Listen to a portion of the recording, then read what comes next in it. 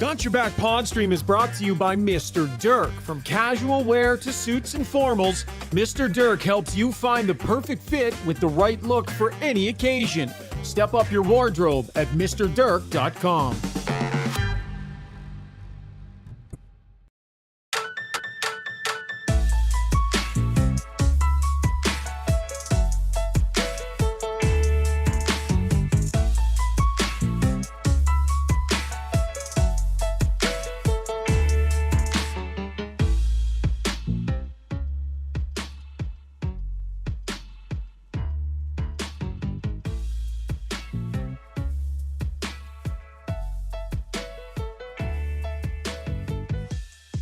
One second, I see you, Shoggy. I'm trying to get you out of the green room.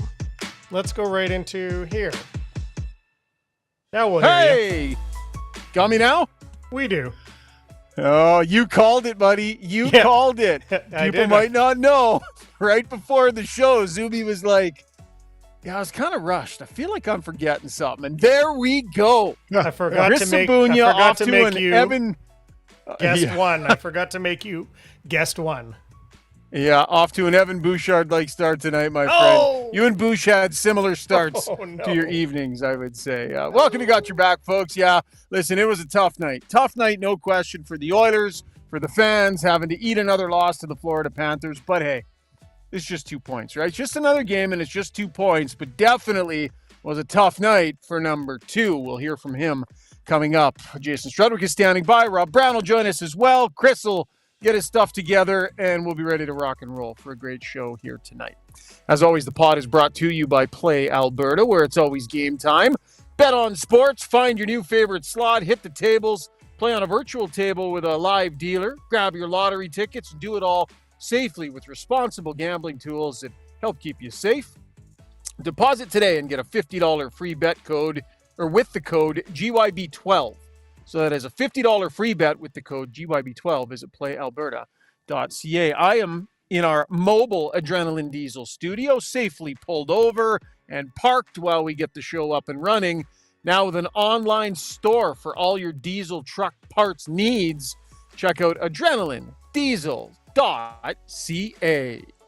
Struds, did you know as a player ever, did you ever have nights where you just very early on, whether it was warm-up, whether it was a feeling in your guts, maybe whatever Zubie was feeling tonight, like you just weren't gonna have it?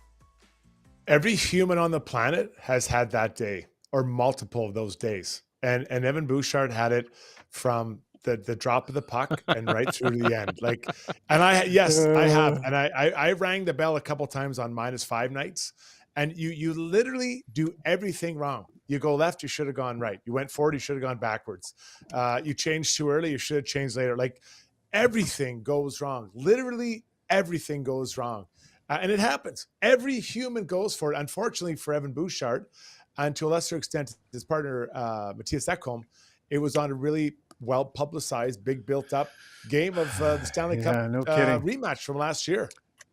Zubie, hop in here, buddy. So listen. It went bad early for Evan Bouchard, as it's gone bad for you here tonight. And Bouch had a hard time sorting himself and getting it back on the tracks. Now, that's going to happen. But I'm going to ask you, you're in the moment right now, right? The start isn't what you wanted. Some bumps along the way here. What are you going to do to kind of dial it in and iron it out so that your night maybe has a chance to finish a little better, Zubie? You got to catch it right now. I'm trying to stay relaxed. I think I'm just going to try to stay relaxed. I actually feel more relaxed than I do normally where we come out bumpy like that, which does happen from time to time. I get a little jittery, but I've had too long of a day to even worry about it being feeling that way. I'm just going to roll through. I feel relaxed and confident, and we'll have some fun with it. The show's going to go on either way. Oh, yeah.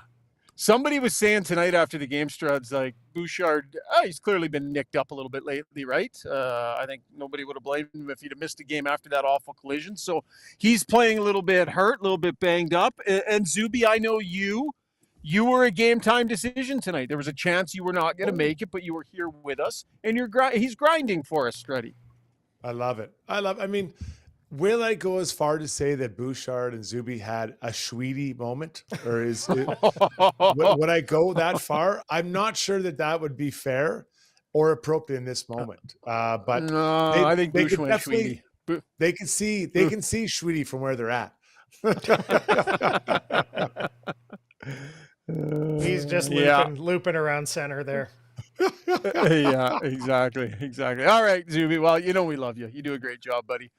Had to poke a little fun. No problem. By the way, Zubie will be back, we think, for Ask Us Anything. So if you have some questions, some things you want to get to Struds and I, start firing them in. We're live on YouTube. We're live on Twitter. We're live on Twitch. For some reason, we're live on Twitch. Send us your thoughts, and Zubie will collect them, and we'll have Ask Us Anything. And we got a nice full podcast tonight, so we're ready to rock and roll. Struds, let's get to breaking it down, my friend, courtesy our good friends over at the Alberta Ram Dealers, Struddy. The Drive at Home holiday event is here. Get up to $13,600 total discounts on 2024 Ram 1500 DT Laramie Crew Cab. See your local Ram dealer today. Okie dokie. So, right from the word go, it was a hard night for Evan Bouchard, and the mistakes were many, and they were large, Struds, and, none more so than the pick at the blue line and the breakaway back in the other direction. Like, that's just, look, he's played some good hockey this year, and he's got great offensive instincts, and, this guy's put a lot of good minutes together, but he just did not have it tonight, and that's just as glaring an error that I imagine it would be hard to recover from. It would, and so it's one thing to have the trip. Like anyone, I think he said if you did that 100 times, 2 times you're going to pick like that, and it happens. It happens at every level to even the best skaters on the planet. But what really I think set him off the rest of the game was the penalty immediately after. So you're out there and you pick, they score, you're like, oh my God, I'm going to get this back in the power play, and you take a penalty. So within, I don't know, what was it, 20 seconds?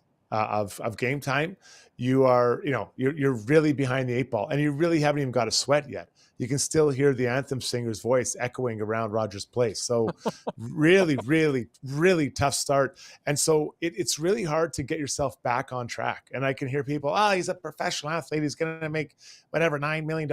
I hear you.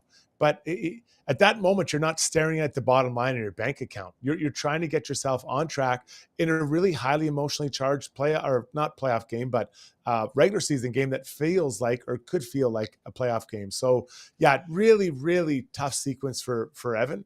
But it happens to everyone. It literally happens to every player in the NHL.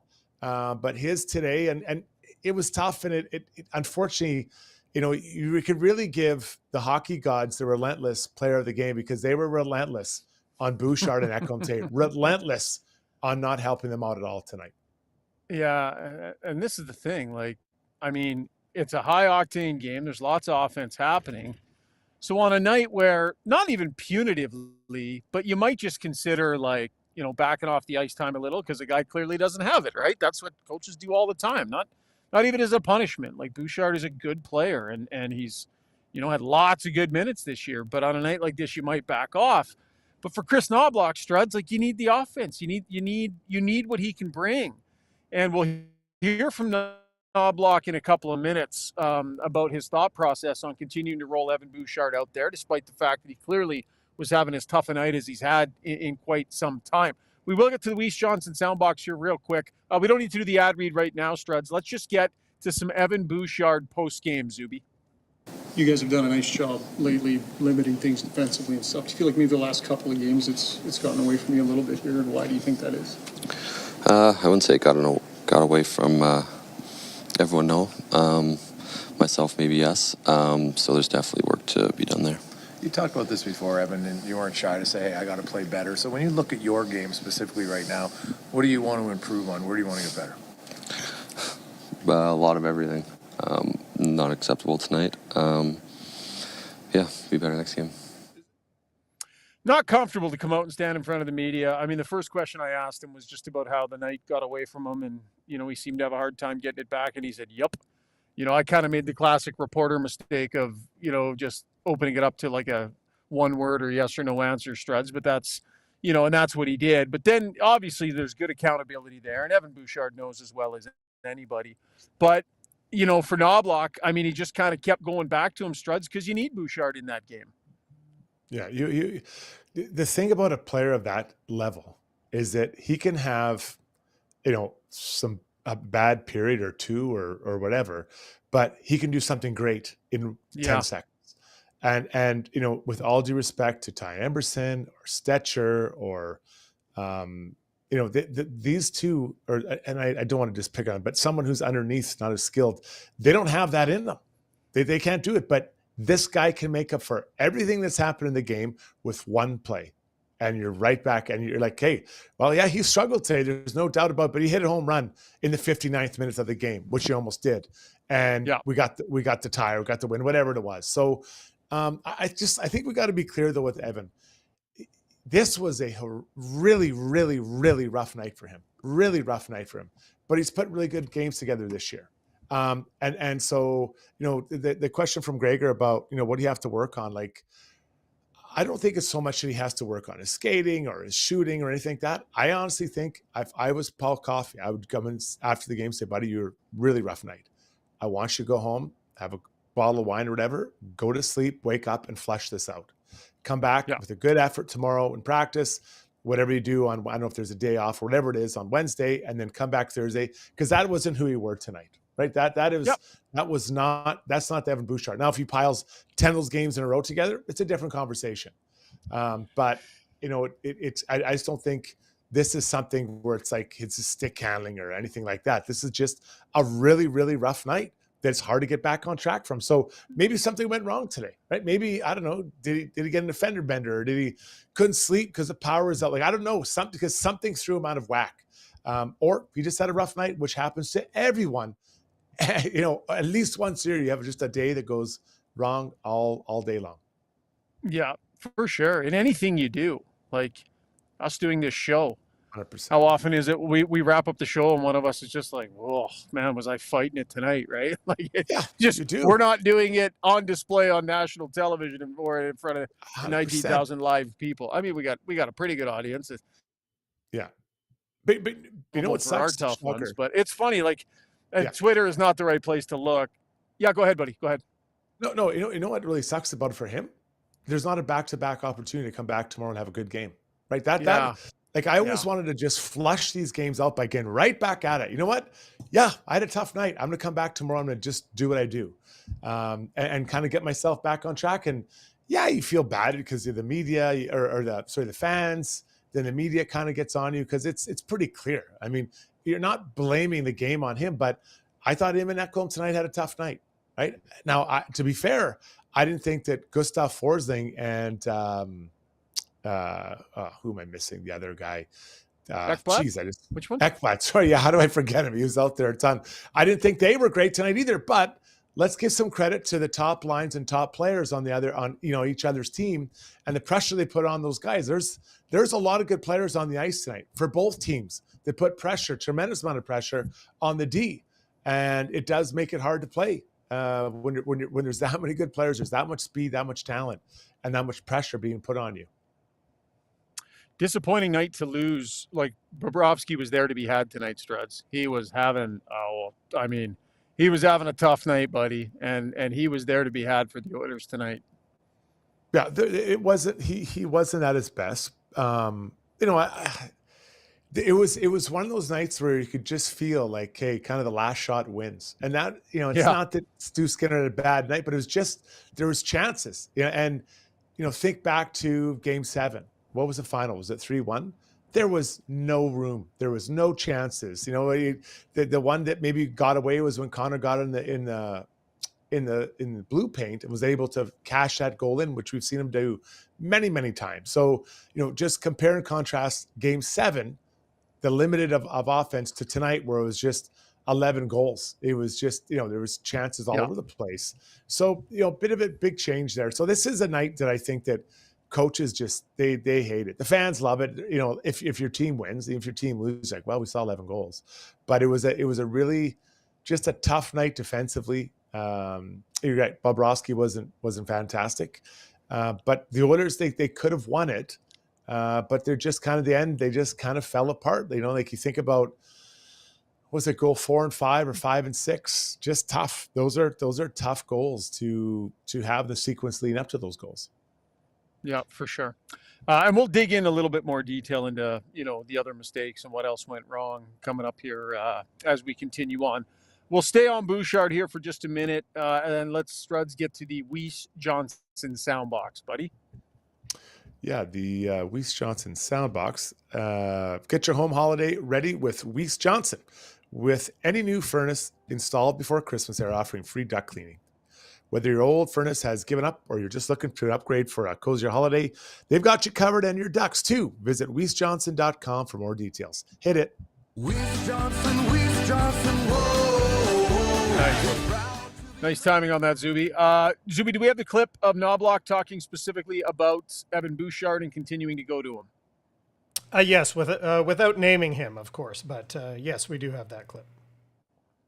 When one of your top players is having a bad game, you have to believe that they're going to find their game and make the play when it's important. And if there's a longer stretch on not playing well, whether that's different players, different circumstances, some players have longer leashes, some have short. And you ultimately believe that the player is going to turn around his game, because if you think about how many times a player plays the first shift and makes a mistake, and if you make the judgment on he's not ready to play, bench him.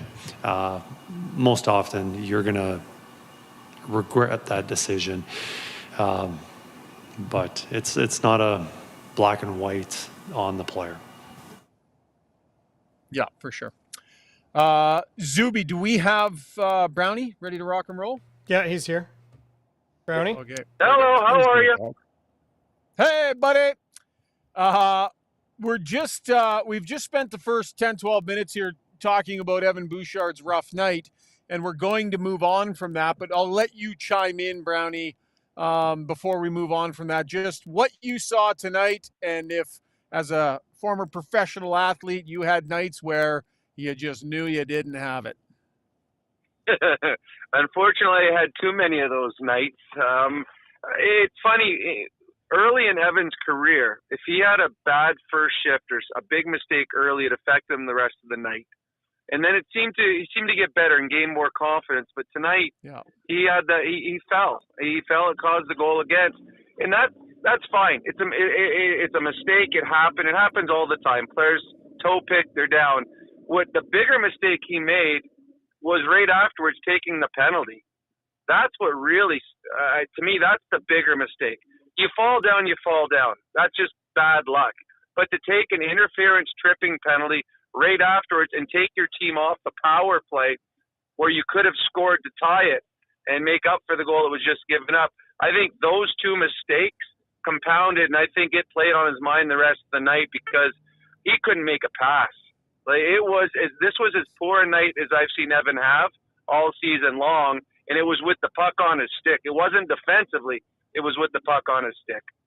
Yeah, that's a great point, Struds. Normally, when we talk about a tough night from Bouchard, and there were defensive miscues. There were those tonight, but a lot of what went wrong for him were areas that are normally strengths for him, Struds. Mm-hmm. Yeah, there's no doubt about it. And so as I was watching, I was thinking to myself, there's no doubt that he's struggling, but yeah, I think you got to credit Florida, especially in the third. They put a lot of pressure on the Oilers D. And I mean, we saw this in the playoffs last year, so it's not like I'm reinventing the wheel here, but they do forecheck and pressure hard and have quite a bit of speed. And it's hard for the D. I mean, I've been back there, and was I a better skater than most of these guys? Yes. So I got out of trouble quite a bit, but but honestly, like I really felt that, especially like I said in the third, lots of pressure on the Oilers D, and they were under it, right? You're trying to make those plays a little quicker than you're supposed to, and that's when kind of those bad passes come off your stick. Yeah, for sure. So I think we got a little bit of a delay again tonight, so we'll just kind of do our best not to step on one another's toes. So Chris Noblock makes an adjustment. The Tkachuk goal, I mean, I'm sure the fans didn't love it. Did the puck hitting the foot make it look like the foot moved and directed it in, or did he did he kick it in? I'm not sure what you guys thought. Maybe a quick thought on that, Struds. But then Chris Noblock makes the line change, and there's some success that comes with that line change, putting the big guys together. Yeah, I don't know. I feel very uncomfortable giving my thoughts on goalie interference or goals that are challenged, because I don't really know. What I think I know, I would have thought that would have been a no goal. I felt that. Now it sounds biased, but I've watched other games where I feel that it goes one way or the other. And I don't know. I thought it was pretty clear. There was maybe a little boot there, but at the end of the day, it was the kind of a game that the pucks are flown in, so you got to make up for it, Brownie. I agree. I thought they were going to count it. I just thought that it was in the air. So for me, it's like, did he one time it with his foot? Having said that, if whatever the referee would have said, goal or no goal, I would have said, yeah, you're probably right. Because I'm at the point, the same as you, Strut. I don't completely understand the rule. There's ones that look blatant to me. They go the opposite. There's ones like, okay, well, that's got to be no goal. And then they say, again, they call him. So I have no idea. The referees they took a look at it. So it's like one they looked at quickly and decided it was a goal.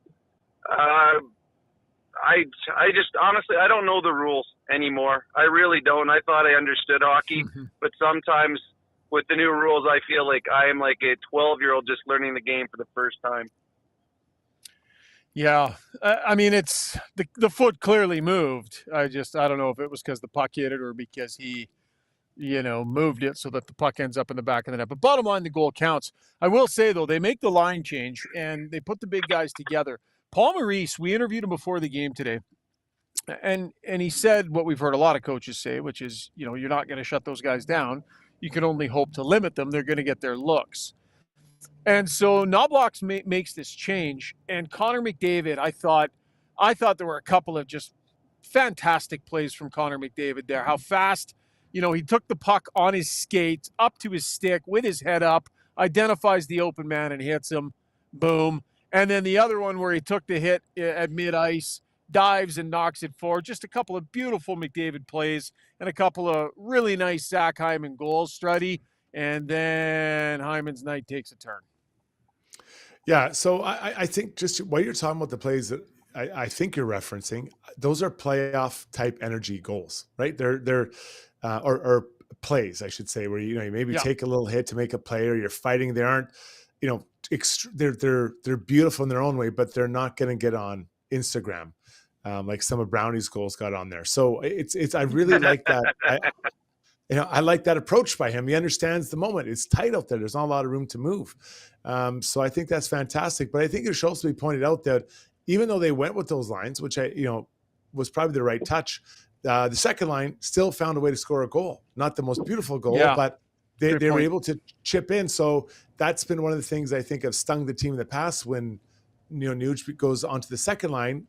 He and his line mates aren't able to generate a lot of offense. Tonight they're able to find one at least in their pocket. Know what about the two Hyman goals that were just, I think, was what the game was all about. I said on the radio tonight, I thought it was a physical pond hockey game. I don't think there was a whole lot of structure. And on the two goals you just talked about, the two Hyman goals, Forsling, who's one of the best defensemen in the National Hockey League, I think he's the best defenseman for the Florida Panthers, he comes all the way across to hit Connor, and he and Ekblad and Connor all run into each other. That wasn't his man. He left Hyman wide open for a breakaway. And on the other Hyman goal, Sam Bennett completely leaves his zone to throw a hit. And all of a sudden, there's Hyman coming in. Connor finds Hyman. That was Bennett's man.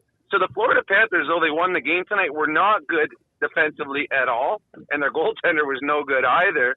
But as you referenced at the very end of that, Schauger, I do believe the puck to the face to Hyman may have affected him the rest of the night. He had two other grade A scoring chances.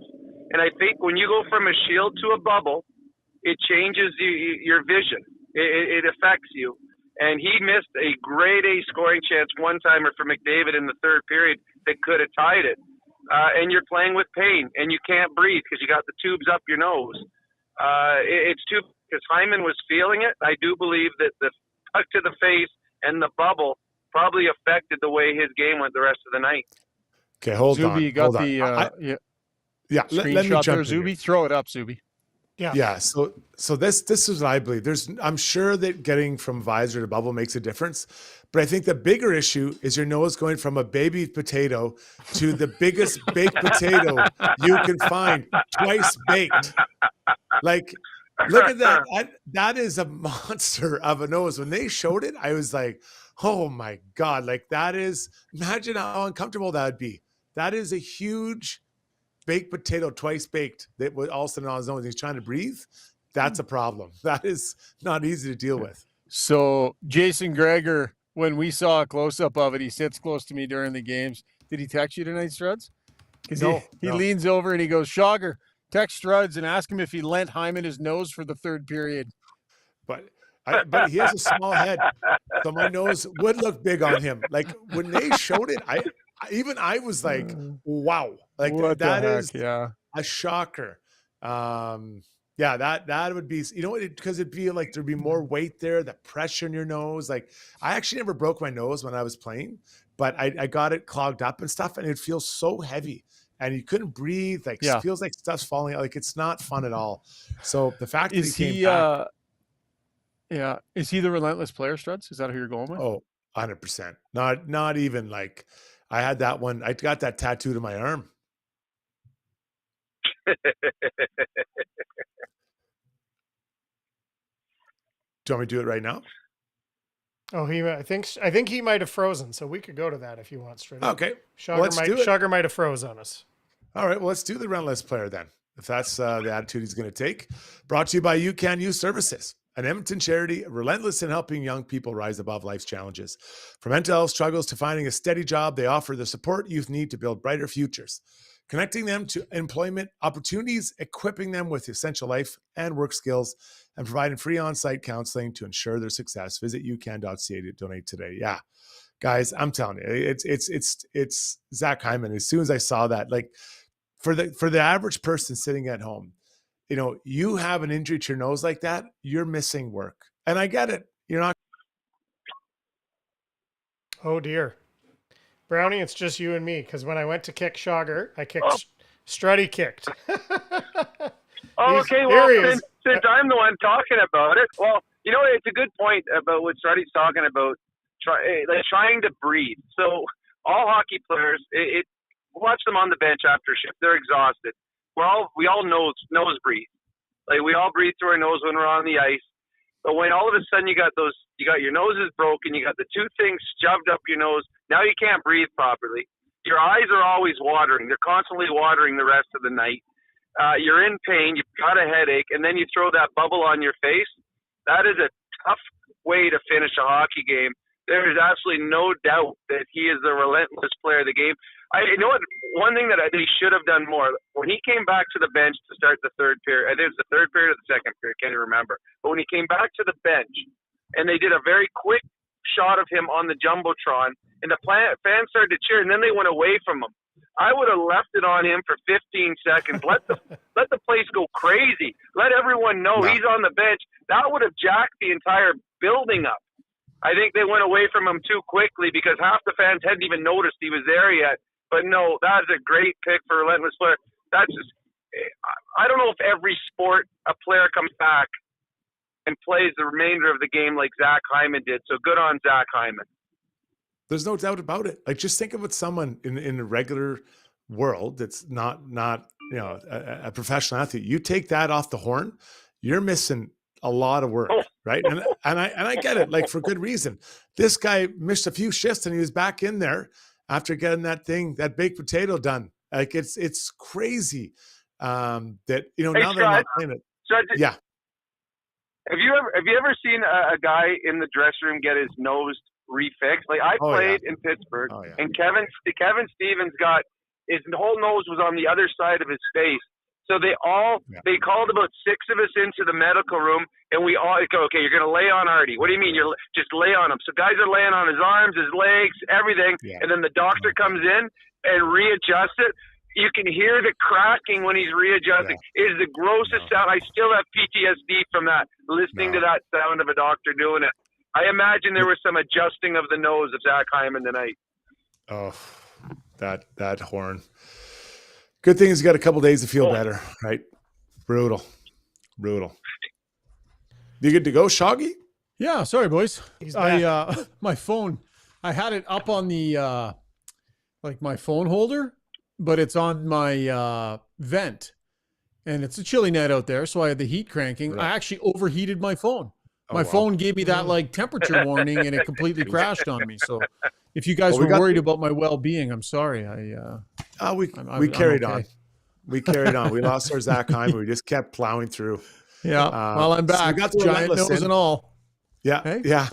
What you missed, Shoggy, was my Bouchard night continuing, because when I went to kick you from the panel here, you left on your own, and I pressed on the X, and it became Struddy, and I kicked him in the middle of Relentless player. So, oh no, it was really. So what did Brownie do? Did he just panic?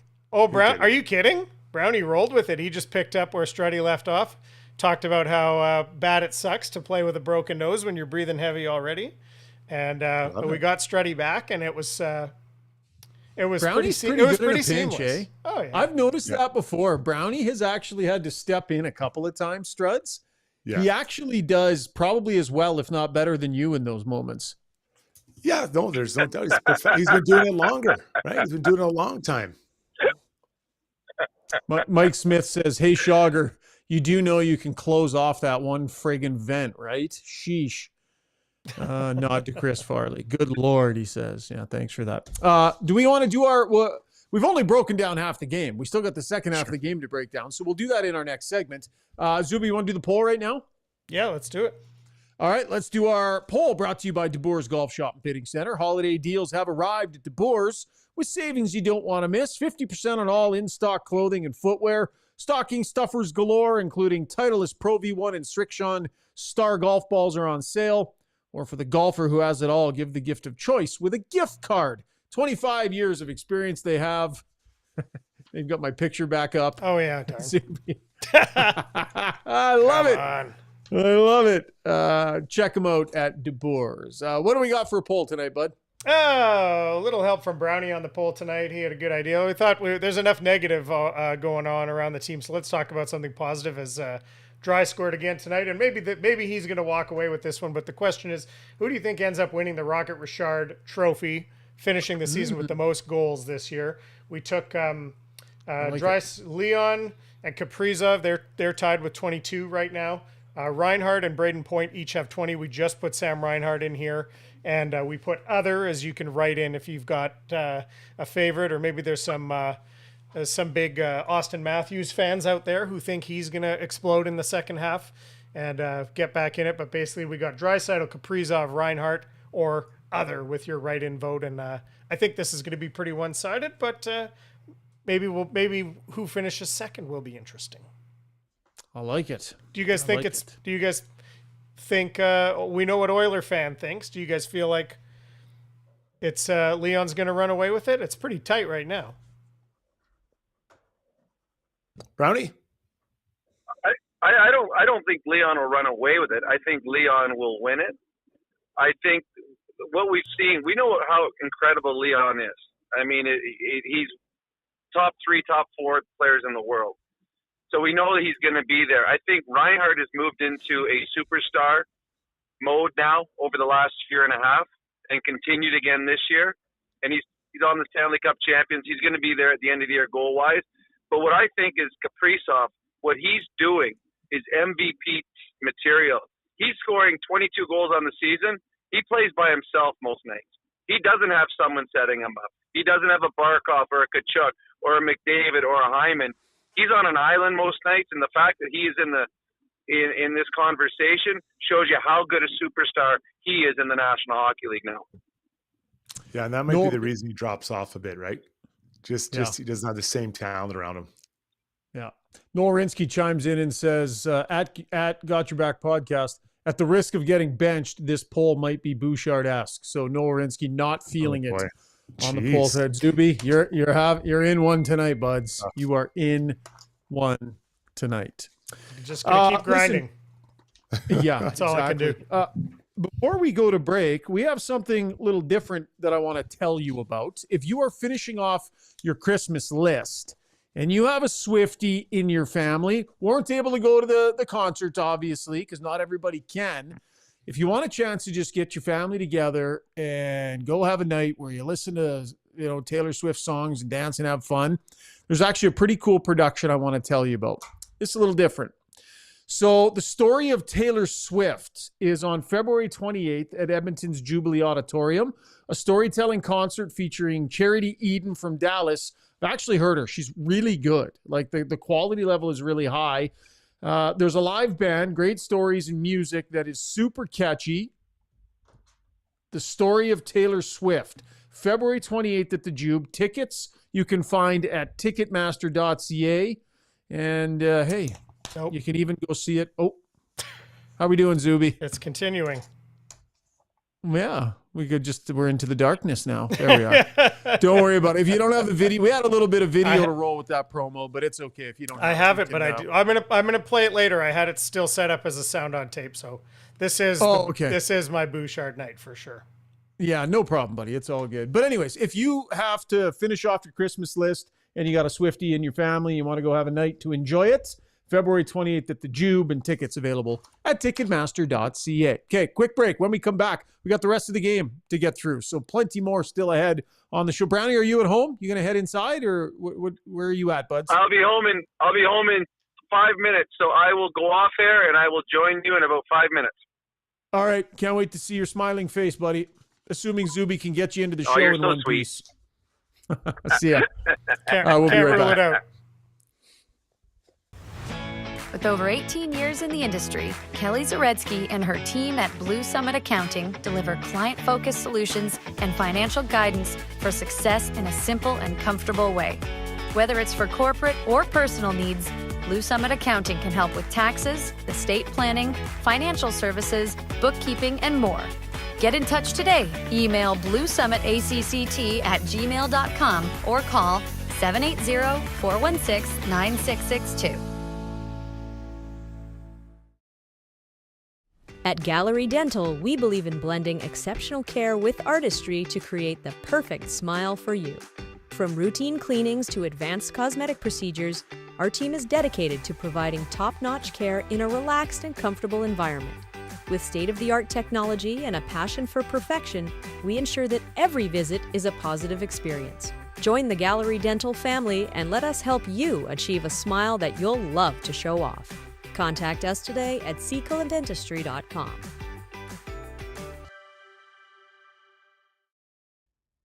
Absolutely.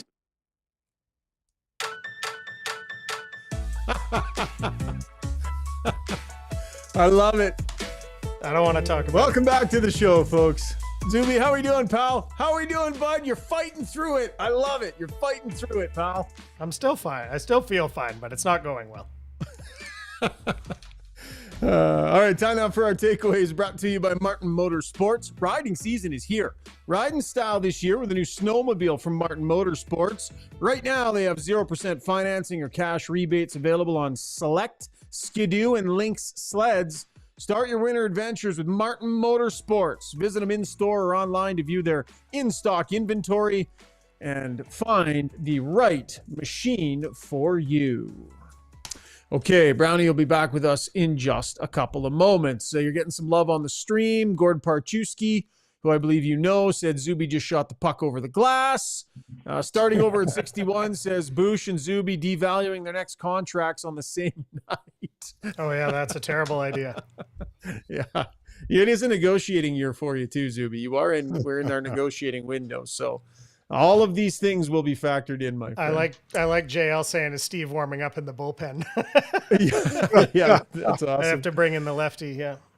Yeah. So Struds, I mean, despite the struggles, I mean, the Oilers did still work themselves out to a pretty good lead in this game. It was 4-2 at a certain point there with a nice little one-timer out of the corner from Leon Draisaitl. Connor Brown scores a bit of a weak one, but hey, you'll take it. And they had themselves a nice lead. And what do you think happened once they had that lead? Well, I'll take it into the third period. I really thought that the Florida found another gear on their forecheck.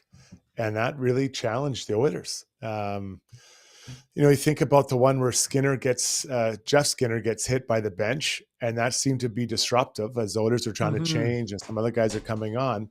Well, Bouchard and Ekholm go back to get it, and Bouchard really had no one to pass it to, and he was being checked aggressively, and he's under the gun, right? And then next thing you know, the puck's in the back of their net, and then even the one where Ekholm's going back to get it, he trips and falls a little bit.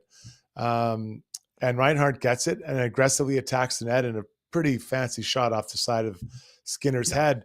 But again, that's the pressure that D-men are feeling from these players who are fast and offensive. We talk about how great 29, 97, 18, 93, all these guys are very talented.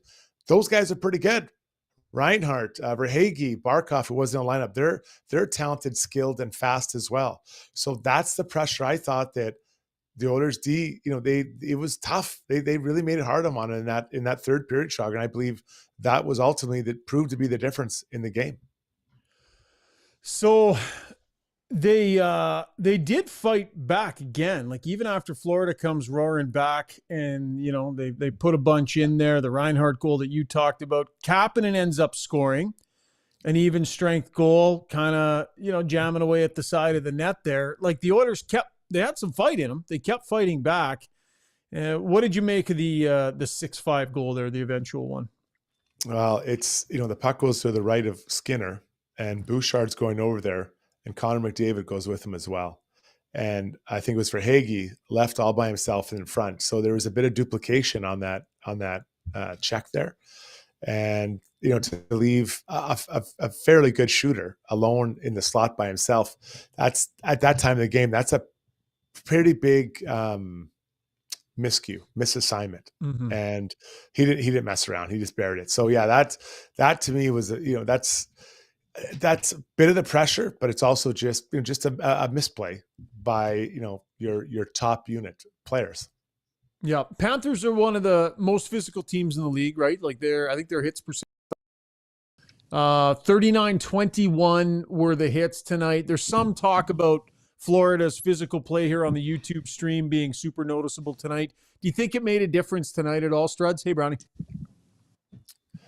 Yeah, I think it did have an influence on the game, but it's the pressure. Like I would rather be hit rather than pressured all the time. And this is the first game in a while where I thought the Oilers were really pressured relentlessly, especially in the third, Brownie. And the hitting does get you after a little bit, but I think it's more, I'd rather get rocked after I pass it rather than pressure before I get it.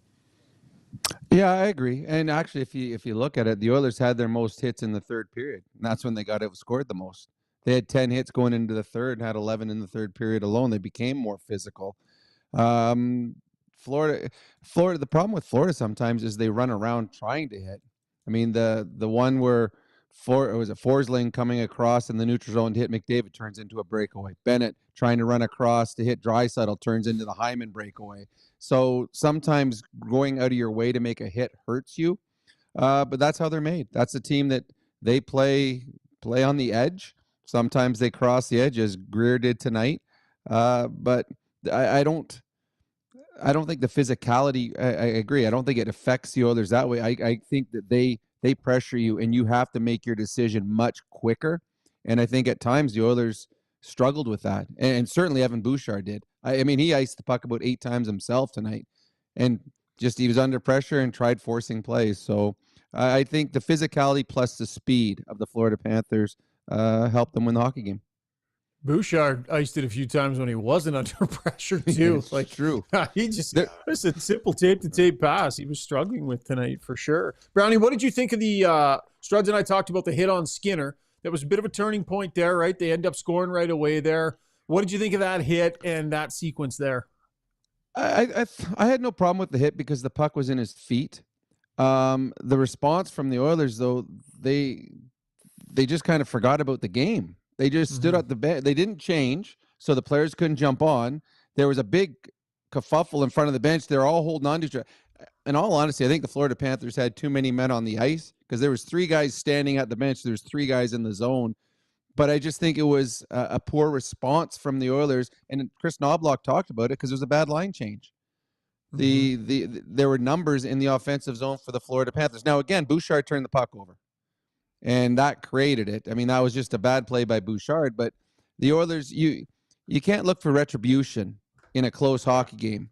And again, retribution, as Struds talks about it all the time, said, if you're not going to drop your gloves, don't get into a hugging match. And that's and I've been in those, so I can say it and smile. There was no one was going to fight there. So change, because all you did was you let the Florida Panthers have numbers because you didn't change quick enough for your players to get on the ice. Yeah, typical of the forward, right? Brownie criticized the D-man, and the Bouchard doesn't make the play. To whom would you like him to pass the puck, right? Not to the Florida player. Just don't pass to the Florida player. Yeah, there's guys all over him. Rim it around. There's no one on him. You just gave him shit for icing the puck. Now you want to make a play to pass to no one that's there. Maybe throw it into the bench. Maybe someone there one of the forwards could get off the bench and get open. Well, it would have been better than what he did. I agree, but there's no one to pass to. Ekholm was over there. He was trying to get open. I don't know. That's a typical forward. That's why forwards and D will never see eye to eye. Struds, on a night like tonight, Brownie, he's got no choice but to sit here and eat it that the D-man struggled. He's got no choice and he knows it.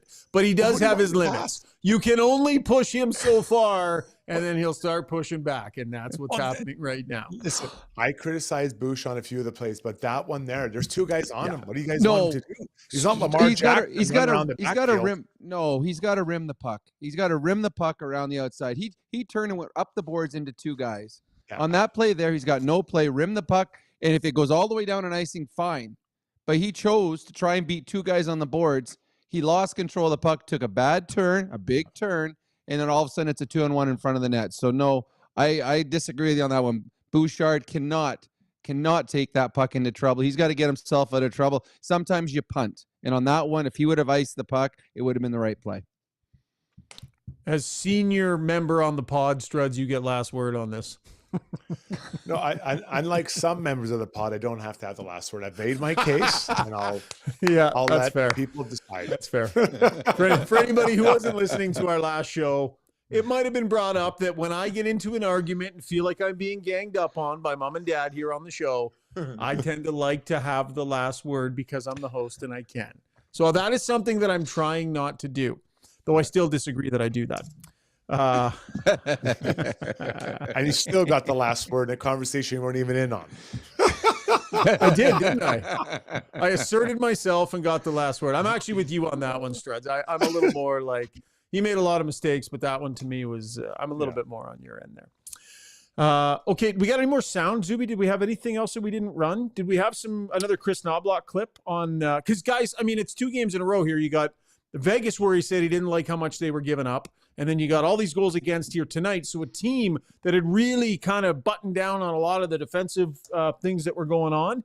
10 goals against, I think, during the 5-game winning streak here. It's gotten a little loosey-goosey. So, Zubie, we're going back to the Weiss Johnson soundbox for Noblock? Yeah, here we go. Well, sometimes when you get really good goaltending, you rely on that and your details aren't that good defensively. And when you're not continually getting those saves, you just rely on that stellar goaltending and you don't necessarily think about the details on defensive play. And, some of the things tonight, just not getting the puck out, the importance of changes, the discipline of not taking penalties, stuff like that. All right. What do you think practice will look like tomorrow? What are they going to work on tomorrow? D-zone coverage. They'll have a day off Wednesday too, I think. Yeah, so practice day tomorrow. So I think, I'm guessing tomorrow will be a pretty intense practice. Intense doesn't mean long, but there'll be some D-zone, just reviewing some of that stuff. Wednesday, relax, a good skate before the game, Thursday against the Bruins, and then the Bruins that night.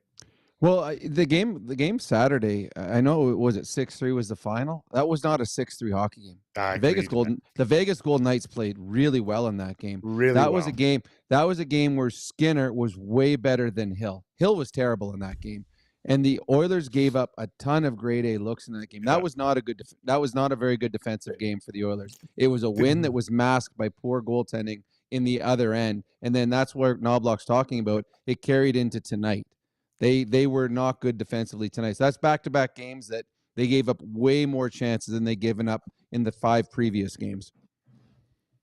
Yeah, 5-0. I didn't feel comfortable, right? 5-0. You're like, this isn't. That's crazy. How many games do you watch at 5-0? Like, this isn't going well. Point. Yeah, that's a great point by you. I think everybody sort of was like, ee. All right, that was Takeaways brought to you by our good friends over at Martin Motorsports. Take a quick break. When we come back, Struddy's World and Brownie Points. And I don't know, Brownie, you want to hang around for Ask Us Anything at the end of that one as well? You want to take some questions? Sure. Yeah, let's do it. So Brownie Points, Struddy's World, and Ask Us Anything coming up next. Ready to go all in this season? Mr. Dirk's got you covered with express on-site tailoring, a wide selection of craftsman-made suits, sport coats, and casual staples for every occasion. Score big with Mr. Dirk. We've always got your back. Visit us off White Ave, south of 102nd Street, or browse online at mrdirk.com.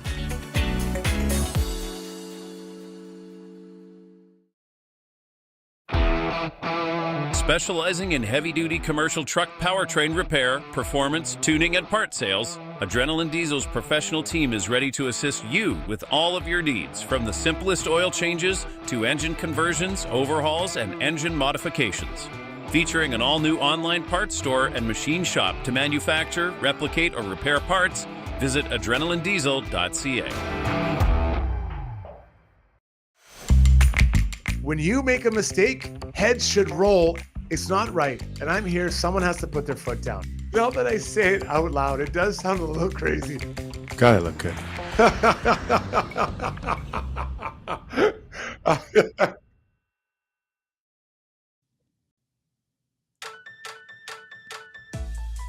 Good suggestion coming in here from JL. Says we need to rename Struddy's World to Pillow Talk. I like that. There's potential there. Time now for Pillow Talk, brought to you by Timberhouse Developments, where if you can dream it, you know they can make it happen. A truly customized building experience. They got you covered. Every house is unique. Every customer is like family. See what you can dream up together. Contact timberhouse.ca. Struddy is going to get back on the horse now and try and recover after the last couple of Struddy's Worlds. Oh, no. I've had so many good compliments about that. Some of the best work I've ever done is what someone mentioned to me. No, so before I was so really interrupted about the last Struddy's World, I was going to talk about the idea of going to an 84-game schedule. Now, this was some of the insiders are floating this around, that what they do is they go to 84-game schedule and reduce it to a maximum of 4 exhibition games. So I think 4 is too little. This is why. I think you have to get some of your younger players into games so they can see what it's like playing against NHL players. From my own experience, the first time I played against NHL players, it was like traveling to Mars. It was such a difference, the size, the speed. And if you don't get that, it's hard to know what you have to work on, how to get up to, and how fast it is and how to play. But what I do like is that if you're going to do this, you have to do those games. I do those games early, and then give the teams a lot of practice time after them. So you can get your core team together and have multiple days and of multiple times to work on your stuff, to be organized before the season starts. And even when you get early in the season, spread your games out so you can have, again, some practice days. Coaches talk about all the time, they have not enough practice time. And I know that I coach not that level, but I value the practice time so much. I couldn't believe trying to run a team with sometimes 2, 3, maybe not even 4 practices in a month. How do you get these details organized? So I like the idea of the 84-game schedule, especially if it's down to 4 exhibition games. But 2 problems: get more practice time. Got to give the young guys a chance to play. What you think, Brad? Well, I agree. 4 exhibition games too few. I think 6 is better, because you need your full team playing in a couple, and you need 2 games just for younger players to play. I don't know how you're going to get more practice time in if you're taking away 4 exhibition games, and some teams only play 6. You're taking a couple exhibition games, you're adding a couple league games. You're really not adding any practice time. And frankly, I hate practice, so I wouldn't want to add that anyways. And third, I can't. I find it hard to believe that the players would. I find it hard to believe the players would want to add 2 games. You're adding 2 more games, not paying me any more money, and you just added 2 games because you're not taking away the star players. They play how many exhibition games they want to. So you're actually you're adding 2 games to their regular season schedule. I think the Players Association is going to want something in return to play 2 extra games for no extra money. Remember though, Brownie, there's more money. Like it's a 50-50 split. So that's 2 more games, 2 more gates of regular season revenue that goes into the coffers that the players have a share of. But do you make more? Is your salary more? No, but the players' overall share of revenue, the revenue pot is greater. the pot grows a little bit. So I mean, essentially, you're taking 2 exhibition games where attendance would be whatever percent capacity it is. You're turning them into regular season games since they're being played anyways as exhibition games, and so you're increasing the size of the pot by better attendance in regular season games, right? I guess I still marginal. Know. Yeah. No. I don't know that I've ever heard anybody, Struds, advocate for more exhibition games. Like Brownie just did that. He wants 6 exhibition games. Well, the star players aren't playing anymore. Those are just for the young players.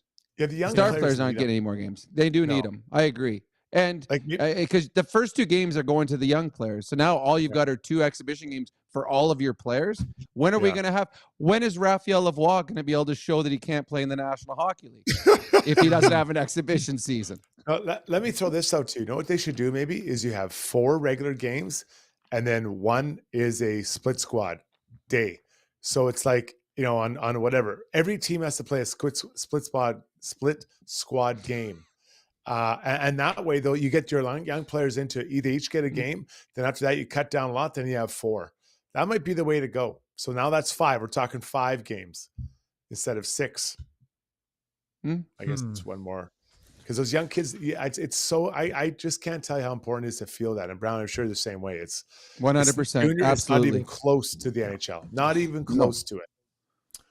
All right, Struddy's World brought to you by Timber Hoss Developments. Okay, time for Brownie to take center stage and roll the happy music, Zubie, because it's time now for everybody's favorite segment of the 3rd segment, Brownie Points, brought to you by Hamel's Premium Jerky. It's available in 14 tantalizing flavors, including that famous sweet and spicy jerky. Just in time for the holidays, the stocking stuffer package is here. 4 half-pound packs of jerky, $55. And as always, free shipping Alberta-wide. Hop onto albertajerky.com to order yours and enter the code GOTYOURBACK for an additional 10% off. Brownie? Well, I've got 22 brownie points to the 22-year-old Zach Dietz. He's on his way to see the Ottawa Senators play hockey. He and his girlfriend, he's got his Josh Norris jersey on, gets a phone call. They say, hey, we need an emergency goalie. Forsberg's injured, so he has to leave, drive home, get his equipment. Coming back, the traffic is so bad that he gets out of his car and he runs to the arena with his goalie equipment and his sticks over his shoulder and gets to there just in time to play in the hockey game as the backup. So Zach Dietz, his moment is 15 minutes of fame. I got -2 for Evan Bouchard. I mean, the first shift he's out there, he falls down, gives up the goal. That's -1. And then taking a dumb penalty. That was the dumber of the 2. Anyone can fall. It happens all the time. That's a mistake. It's unfortunate. Going out and taking a penalty because you're frustrated, that to me was the bigger of the 2 problems. -2 for Evan Bouchard. I got 10 for the National Hockey League for putting in visors as mandatory. I don't think Zach Hyman is coming back in this hockey game if he's not wearing a visor. Yeah. That visor, the visor smashes into the nose, and as Strud says, it made it into a twice-baked potato. But if that visor's not there, that's puck on face. That's breaking things. So that visor saved Zach Hyman a trip to the hospital and allowed him to come back in this hockey game. I've got 20 to Sam Reinhart. We've seen Connor do it a ton of times. We've seen Leon try it. That goal from behind the net, people are going to blame Stuart Skinner. I'm going to acknowledge that was a fantastic shot by Sam Reinhart.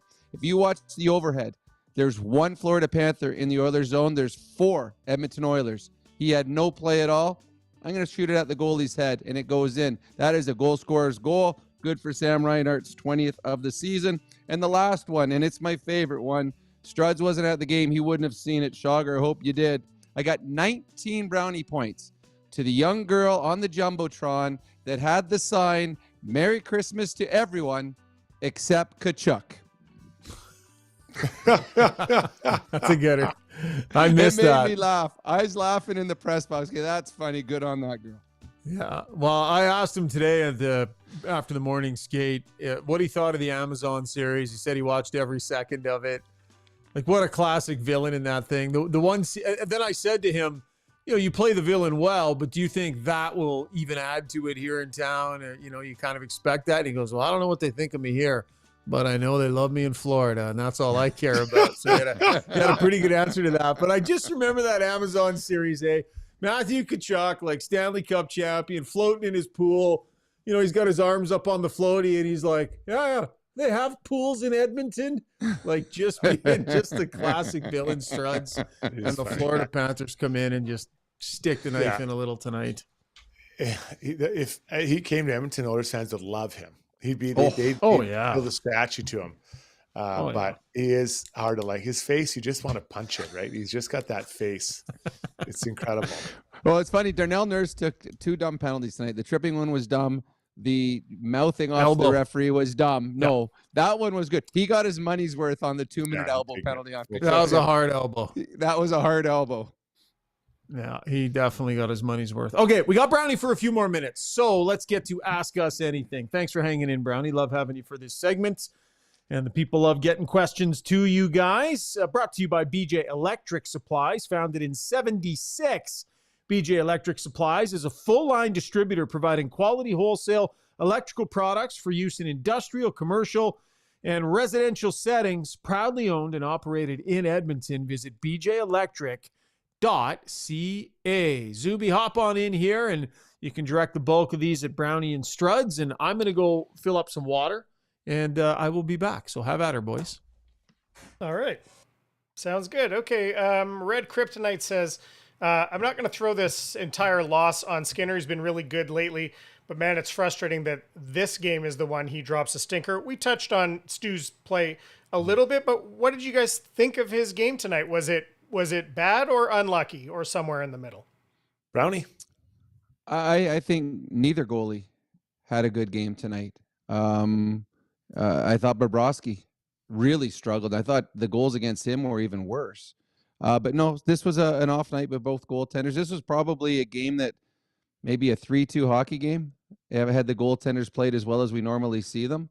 But Skinner had an off night, and I don't. He's not going to hide from it. And Bobrovsky had an off night too. Unfortunately for Skinner and the Oilers, the last grade A scoring chance went to the Florida Panthers. Yeah, you nailed it, buddy. I don't think there's much more to say after that. Okay, Noel Rinsky says, what's the difference between a Leon benching earlier in the season and Bouchard tonight? It's not the first bad night he's had. We saw that with Leon earlier in the year. Yep. Tonight there was, Coach talked about it a little bit being so early in the game, but what's the difference and why do you think we haven't seen it? Yeah, so I feel that the coach had recognized that he was just having one of those nights that's horrendous. Like it's just so bad. And Bouchard's way better than that. We've all seen him play way higher level than that. Whereas with Leon, maybe there's you talk to him about it and you say, hey man, like we want you to play this way or that way. And then he doesn't. So then you just let him know by a benching. So I believe the two situations are different, Brownie. Wasn't it because he took bad penalties? Isn't that what it was with Leon when he got benched? Yeah. So that's the difference. It wasn't, and there wasn't a lack of effort from Bouchard and Struds. I've had them, and I'm sure you have too, where every single bounce goes the wrong way, and then it gets in your head, and then you start second guessing yourself. Like, I should make that pass there, but if I miss the pass, it's icing again. I don't want to look stupid and get booed, so I'm going to throw it here instead. So to me, because they needed that one shot. They were hoping that one shot would go in from Bouchard and it would just make up for everything else that went wrong in the game. But it was the difference between the benching is Leon took dumb penalties after being told not to take dumb penalties. Bouchard just had a bad game and they were hoping he'd play out of it. I just want to hop in on this real quick, Zubie. So CK Pond makes the point. Bouchard got bumped off PP1. Ekholm replaced him for the goal. I wanted to ask you guys, why do you think the Oilers did that? If you remember, that was right after he wired one in from the point and nearly killed Zach Hyman. And I wondered if they pulled him thinking maybe he'd be a little bit rattled and a little bit gun shy. That is tough to see. Or was it because of the performance, Brownie? What do you think?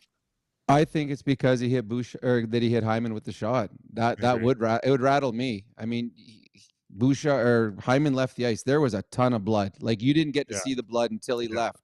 Like, there was a ton of blood.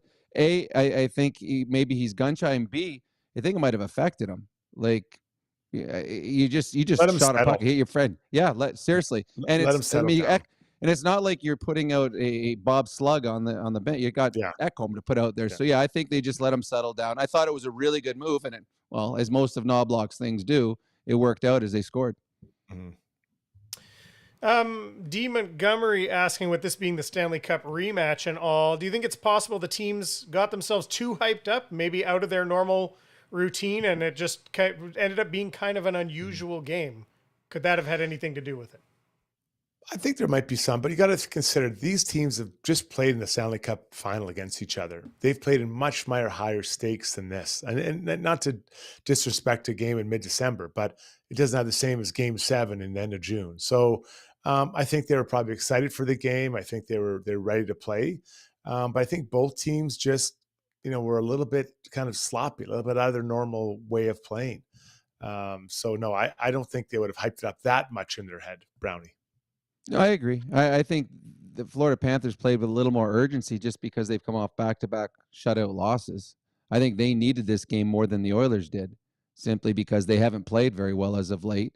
And I think the Oilers just, the back-to-back games, they just carried on what they did against Vegas. They played poorly defensively. So I don't think they were too hyped up. I just think that they were just both sloppy. Okay, our friend Ben Dofer, great name. He wants to know, we don't usually, we're not going to get into too much speculation here, but he says trade Arvidsson or Jeff Skinner for a D-man, keep Kapanen. Thoughts? Arvidsson can't stay healthy, and we know that there are no movement clauses and such involved here, but there's always ways around those as well. Whether or not you guys think this is a good idea, but let's say, do you think that something like that is on their mind, Brownie? Well, the way Kapanen's playing, yes. I don't know about trading people out, but I think they got to find a way to keep Kapanen. I think he's got speed.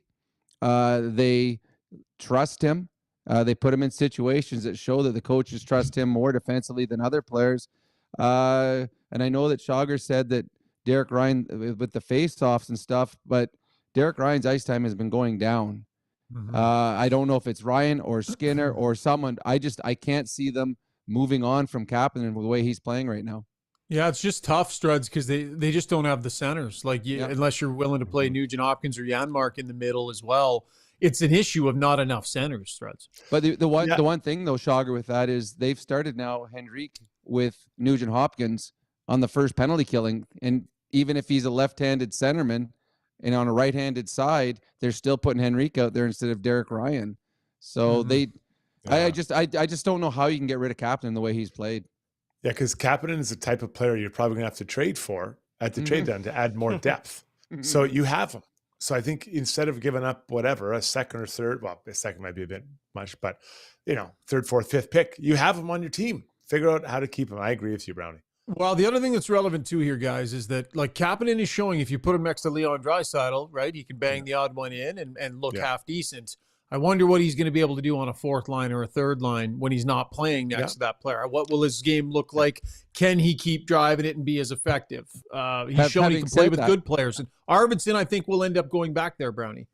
Yeah, although Arvidsson hasn't produced at all playing with Leon before he was. And Kapanen today, his goal that he scored, he wasn't with Leon. Yeah. Mm-hmm. Yeah. So he was on the third line at that point. Couple more, Zubie, then Brownie's got bedtime, buddy. Okay, one last hockey one here, and then a couple of silly things. But Stephen Petrick wants to know, we touched on this a little bit, but what was the reason for the 2-minute penalty on Nurse? Did he say something over the top, or was it just a short fuse for the ref? Does anyone know? Can anyone lip read? Was it just, did he say one of the magic words, or It seemed a little sudden. I was told by somebody whose father was watching the game that he read lips and he used one of the words that you're not allowed to say. That's what I was told. Yep. I didn't see it. By how angry the ref was, something was said that the ref was mad. It wasn't just ego. The ref was really mad. And Noblock said after the game, he was asked about it, and he, Noblock was pretty blunt. He's like, it does no good to be yelling at the refs. You just get an extra penalty or a 10 and makes them more likely to call one on you later in the game too. So Noblock wasn't having it, whatever it was that was said. Okay, before we finish up with one for the whole panel, JL and a couple of other people brought this up, Schauger. They want to know, ask Schauger why he was dissing Gazzola's elementary backpack and boasting about his $900 backpack. I don't know what that's from, but I'd love to hear the answer. Yeah, no, Tom, he must have said something over on Edmonton Sports Talk on his show. So Tom shows up, as you guys know, he's well dressed, right? Wears a suit every single day, tie, often it's a 3-piece, hair well coiffed, puts time and effort into his appearance. And I'm watching him walk out of the rink, and everything is just so well put together. And he has what appears to be a $9 grade 7 boys backpack draped over his shoulder. Like it was ridiculous. It was like the cheapest, most ridiculous backpack. So I just made a comment to him. You put in a lot of effort here, Tommy. Yeah. Like your accoutrement is just not working at all. And so it wasn't about my backpack at all. But then we did get discussing my backpack, and like I've been waiting for a few years for this, guys, but I finally got like the Lamborghini backpacks a month and a half ago or something. This is a Toomey. So I was very excited about my backpack while ripping him about his. And apparently he went to air with it, boys. Does it have extra back support so you can actually use it properly? Or no? It does. Yeah. It has a warming gel down at the bottom to keep your back loose. Yeah. You have it on wheels. Pulls it. Yeah, exactly. All right, Zubie, what do you got? What's the last one, finally, Northern Farm Girl wants to know. We'll just start with it. There's a lot here, as there is usually, to take in. Let's just start with this. Are you finished your Christmas shopping for your families yet? Let's go with boys? that. No, not quite. No, I've got a bit of work to do too. You're leaving it late, fellers. You're leaving it late. You got to get out into the mayhem to finish it. I love going to the malls when it's packed like this right now. I love it. It's festive. Yeah, it's music. It's good. You go and then you shop a little, then you stop at the pub and have a drink, and then you go shop a little bit more. I mean, it's a 12 to 13 hour day, but you really feel good by the end of it. 30 minutes of shopping. That you do online while you're sitting in the bar. Yeah. Most of mine is done. I had a great Christmas hack this year, though. That hack is stepdaughters. I have a stepdaughter, and she loves wrapping. I had a big stack of boxes. I was stressed out. I hate wrapping. I'm terrible at it.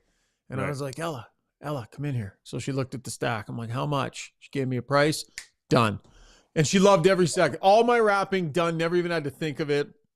Very reasonable price. Getting someone else to wrap your Christmas gifts, you guys, is an amazing hack. If you can find that special person in your life willing to do it. I like wrapping, Struds. I really enjoy it. I go down the basement. I have a drink. I put the music on. It's fun. Yeah. Just hanging out and wrapping presents. Too. Yeah. A lot of dexterity in these mitts. I can't wait. How about the words you're using dexterity? I don't even know what word that Schauger used a little while ago. Coach or something. Like this, accoutrement. Yeah, I'm gonna have to get that toilet paper with the big words on it, so I can start throwing some stuff out here too. This is pretty impressive. That's from the next joke. He's gonna tell us that word. That's why he knows it. All right. I was Ask Us Anything, brought to you by BJ Electric Supplies. Brownie, thanks for putting in some overtime with us, buddy. We'll chat tomorrow night. We got pod tomorrow night, everybody. An off night podcast, ready to rock and roll tomorrow, like 9:30, 9:45 Mountain Time tomorrow. So we'll see you then, Brownie. Sounds good. See you guys. All right. That is Rob Brown. When we come back, core blue liners, and we will take a lap as well as our play of the day. And Zubie's got another interesting poll on the go. So we'll wrap all that up coming up. So at Timberhouse, our guiding philosophy is naturally inspired living. We believe that through design, we can solve problems and enhance people's lives. We follow biophilic design principles in all of our builds to incorporate natural materials, natural light, to enhance all the spaces in a home. When you have your space perfectly reflect who you are and what you value, and it's made well, we think that that just leads to better living.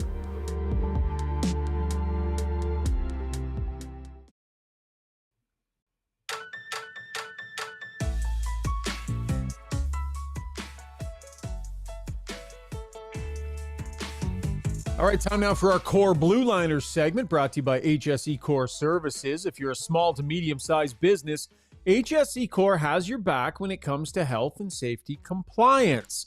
From creating and managing a tailored health and safety program that meets all legislation and core requirements, HSE Core supports clients' operations every step of the way.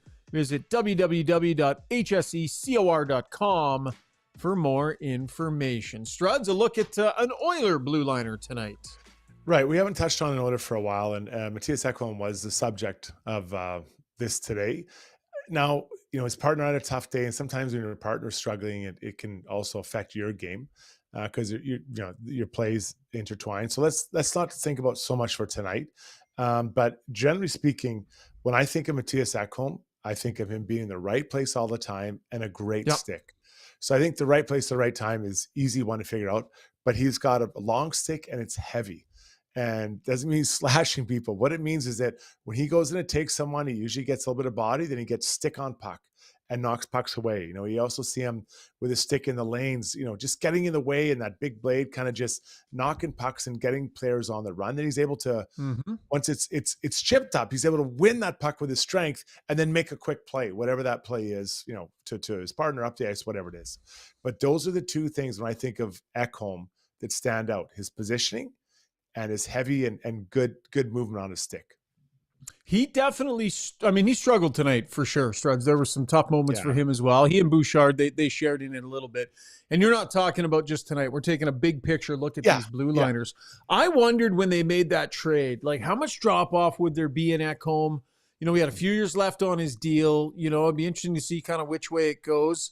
There has been less drop-off in his game, I would say, than I thought there might be when the Oilers first made that trade. Mm-hmm. And that was what people were saying before they traded. Well, he's lost his step. He's lost his step. And I don't take this the wrong way, Mattias. I don't think you were ever that fast. You know what I mean? Like, so he was never Erik Karlsson, but he was always in the right place. And it's so hard to teach smart and where to be on the ice and how to play. And he competes so hard, right? Other things, he's got a big bomb of a shot. Loves shooting it from the ladies' tees up close. He can be physical. He's not fun to play against. He gets in space and he's got a bit of an edge to him. So there's a lot of things I like about his game, but you're right, it hasn't dropped off. And he's just been the perfect fit from a smaller market to one that he's just a perfect fit for his partner, for the team, and for the community. The other thing I'll say too, Struds, and I do believe that it matters in a market like this, especially if you're going to go on a deep playoff run. The other thing that Ekholm does a really good job of is he takes on a lot of the media responsibilities. Like we call on Mattias Ekholm a lot after tough losses. He's willing to get in there and articulate the tough stuff. He's really good. So as a member of the media group, we're always thinking, who can we talk to that's going to give us good answers, and who's a person that's willing to engage. And Mattias Ekholm has taken a lot of pressure off of other guys by stepping in and being a go-to guy like that. Oh, the other guys are 97 and 29, right? That's those are the guys you're taking it off of, right? Zach Hyman is another guy I think that likes to do it. Nuge will go up there. He speaks. So you need veterans to help out in different ways. I love hearing that. That's a really good point I hadn't thought of, but he helps out accepting some of that shared responsibility. No disrespect to Ty Emberson, but after a tough loss, no one really wants to hear from Ty Anderson. They want to hear from a kind of that core group of people to hear what that player or person thinks about the game that went really well or maybe went sideways. Boba Fett chiming in, Ekholm is the truth speaker, plain speaker and honest. unvarnished truth. I agree with that. Mattias Ekholm will answer your question. When you ask him a question, his opinion on something, he'll be careful, but he absolutely will answer it. And certainly immediately commands a lot of respect in that locker room from the moment he walked into it and has continued to. And I think his play has been better than I expected this deep into that trade. That was Core Blue Liners, brought to you by HSE Core Services. Time to take a look at what else was going on around the league as we take a couple of laps. Brought to you by Acon.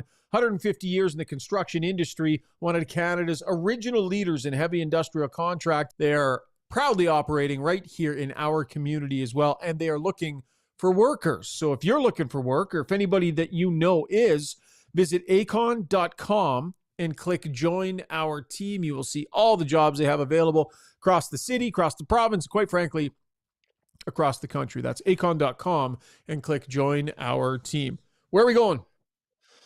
Well, it's not where I'm going. It's where the owner of the Buffalo Sabres went today, and he flew from where I'm guessing somewhere around Buffalo just to visit his team in Montreal. Their team has lost, I think it's they're on 13 years without making the playoffs. And so the owner came to talk. And I can tell you, in all the years I played, not once did an owner visit us mid-season. Now, before the year, sometimes they come down and say hello, or maybe mid-season, Daryl Cates would host us for a dinner, but it was never in a situation where we were struggling. The coaches talked to that team. The GM has spoken probably, I'm sure, privately, but also publicly about the team. You're running out of people to talk about. So Terry Pegula made his way to Montreal and met with the team this morning. That's as desperate as you can be. So I don't know if it's going to help or not, but I don't know. Next thing is Struds, what do you think? What do you think, Struds? I don't love it, but it's his right to bloody well do it if he wants to. I don't super love it. And we're not on the inside. We don't know everything that's going on. Maybe it was the right thing to do. From the outside looking in, though, understanding we don't know what we don't know, I kind of don't love it. You? Well, what's he going to say? I guess he can inspire you, to play better, compete a little more. Well, he said don't expect a big trade, right? Yeah. Coach and vote of confidence for the coach and the GM. Yeah. And maybe by hearing it from him, that it's solid. But this team they're not making the playoffs. We already know that. It's not even Christmas time. I haven't had a Christmas turkey. They're on the playoffs. So that'll be 14 years without the playoffs. And are Lindy Ruff and Kevin Adams the two guys who are going to dig you out of it? Maybe they are. They've got some pretty nice pieces there, but they don't seem to fit together. Your GM is the one who traded away Jack Eichel, because he wouldn't permit him to have the surgery he wanted. That in the end, Jack Eichel was proved right for getting. So it's a hard one, right? I don't know. I just go back. I never had the owner come talk to us under desperate situation like this. And it's his right though. I don't know. What's he going to say? What would make you feel better? Because I don't know.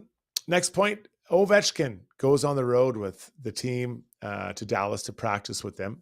So, this guy is a Russian machine, I guess. I don't know if he's coming back before Christmas. It seems, I think he's just over 4 weeks. It was 4 to 6 weeks. So he's in that window. So maybe he does get a nice Christmas gift to his fans and come back before Christmas. Yeah, that would be something if he could resume that chase. Yeah. And get himself going. I was seeing, I think it was Sarah Volley today had a tweet on just along those lines on Strome. And the numbers that he's put up this year from where he was. I'm just going to grab it real quick here because while we're on the topic of Ovechkin and the Capitals a little bit. Yeah, 38 points in 30 games for Dylan Strome, who not too long ago, Struds, he wasn't an afterthought, but there was a lot of question as to where his career was headed. So he's got 11 goals and 27 assists, 38 points in 30 games for Washington. What a resurgence for Strome on that team. Yeah, and I think he scored tonight. And a lot of people said, well, now that Ovi's gone, he's not going to keep going. Well, his pace has been pretty decent. Yeah. That's a good point by you. Yeah, he's doing it. Well, that'll transition into our scoreboard, though. It wasn't a busy night, but let's get to our scoreboard brought to you by Canadian Club in honor of the founding year of the CC Distillery, 1858. The all-new CC 18-year-old high proof comes in at 58%.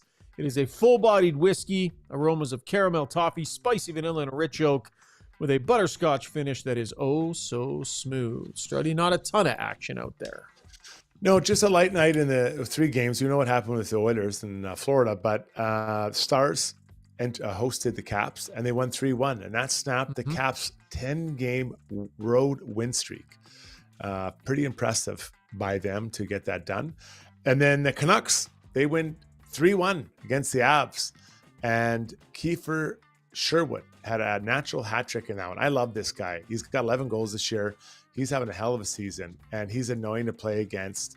The Canucks always seem to have that guy that's just annoying, right? Whether it's Kessler or Bieksa, Matt Cook, go back a few years forward. But that's a big one, right? The Canucks get 2 points and beat the Avs. So I was talking to somebody who I won't attribute this because he might not like it if I do, but someone who knows the Nashville Predators and the NHL really, really well. And he said that word out of Nashville was, of all the changes and of all the, the movement and this and that, losing Kiefer Sherwood was one of the toughest things that the team was having to recover from this year. Apparently his value in that room and his style of play and the way he plays, apparently, some feel that it is hugely missed by the Nashville Predators. A gamer. He's a gamer every night, right? A gamer. Sometimes gamers make bad decisions. You think about when Zach Cassian was at his prime. There'd be some times where you're like, ooh, we'd love to have that one back. But you have to give him some rope to do that, because most of the time he's making great things happen. Or great things, not as far as tons of goals, but he's impacting the game. That's how I want to express that. All right, that was our scoreboard brought to you by Canadian Club. Let's get to our play of the day, brought to you by Gallery Dental. Take the first step towards a stress-free dental experience. At Gallery Dental, they provide modern dentistry for today's patient with the most up-to-date sedation, dentistry, implants, and so much more. Contact GalleryDentalYEG.com. Struds, what do you want to go with today, buddy? Sometimes these ones just fall in my lap, and it was so easy when Nurse got the unsportsmanlike and Kelly Sutherland, the ref of the night, just teed him up. I love that. I love the intensity he brought. The fans got on him. They were booing him. I love that. I love when refs kind of make them a little bit part of the game, just tease them up, down, bang, and everyone just gets fired up. That was an aggressive, because whatever Nurse said, he reacted immediately. Yeah. There was no take a breath. Nope. Yeah. Whatever he heard, and boom, dropped it hard right on his head. Every time I see a ref or an umpire go really over the top with some kind of a call, I think of The Naked Gun, a movie a long time ago. And I believe they thought it was Enrico Palazzo that was the guy doing it. And he, the first one, he's like, strike, and everyone starts cheering. And he's like, gah, gah, huge, over exaggerate. I always think of that one. It's so funny. So I love when they ring guys up and look so big, their signs. And of course, in that sequence, the umpires end up throwing each other out of the game, which is that's for lots of comedy movies for me fizzle towards the end, and you remember kind of the first hour and a lot of the jokes and stuff. When they get to the baseball stadium, The Naked Gun continues to be gold for the final 30 minutes. It's outstanding, and that's all great stuff. Good. Zubie, you bounced back. You redeemed yourself. I see you've taken the liberty of hopping into the big box, so you obviously feel good about the rest of your night. So we didn't forget our friends at DeBoer's Golf Shop and Fitting Center. We had to wrap up 2 polls. The first poll was a runaway. Who wins the Rocket Richard Trophy this year? Not a huge surprise. Oiler fan on the stream tonight, 86% said Leon Draisaitl, 5% for Reinhart, 4% for Kaprizov, and 3% for other. And I'm not sure any write-ins were ever given, but that's what it was. And then someone had the idea. I didn't catch it it might have been Gord, said, who's having a worse night? New poll. Who's having a worse night? Bouchard or Zubie? So I threw that in there too. And I want to say I did worse than the other. I didn't do worse. They gave it to Bouchard, but I did worse than the guys who lost the first poll. I got 15% of the vote for having a worse night. 15% said you had a worse night than Bouchard. Than Bouch, yeah. So, I like to think I'm a late game player, so I think I had a much better second half than I had first half. But we'll see. We still have to try to redeem ourselves on the Taylor Swift thing. So. Oh yeah, you want to do that? Yeah. So it was a new piece of video that we had. Zubie, you want to just run the sound on tape? We'll do that as we wrap up the show. Do you still have got the full sound on tape? If it works, it's being funny. Oh, is it? Okay, Yeah. So here's what we're going to do. We're going to wrap up the show right now, but as we leave you, we are going to let you take a look at the story of Taylor Swift, which is going on February 28th at the Jubilee Auditorium. Real good buddy of mine is behind putting this thing on, Graham Neal, former colleague of mine at CTV. And he always puts on really good shows. So definitely if you have a Swiftie in your life and you're looking for a late Christmas ticket here, might be something exciting for them. Charity Eden, it features from Dallas, and it is the story of Taylor Swift. Struddy, you were pretty on point tonight, bud, I have to say. Of the three of us, you were the most on point. Yeah, it wasn't a very high bar to rise above, guys. I'm not doing a victory lap here. Zubie, unlike Evan Bouchard, you're going to get another crack tomorrow night, buddy. He has to wait for his. Except I'm not. Steve's doing tomorrow. So. Oh, healthy scratch tomorrow night. Yeah. People are going to think it's performance related. It's not. This was a plan. We'll see what I can do on Thursday. All right. Good job, buddy.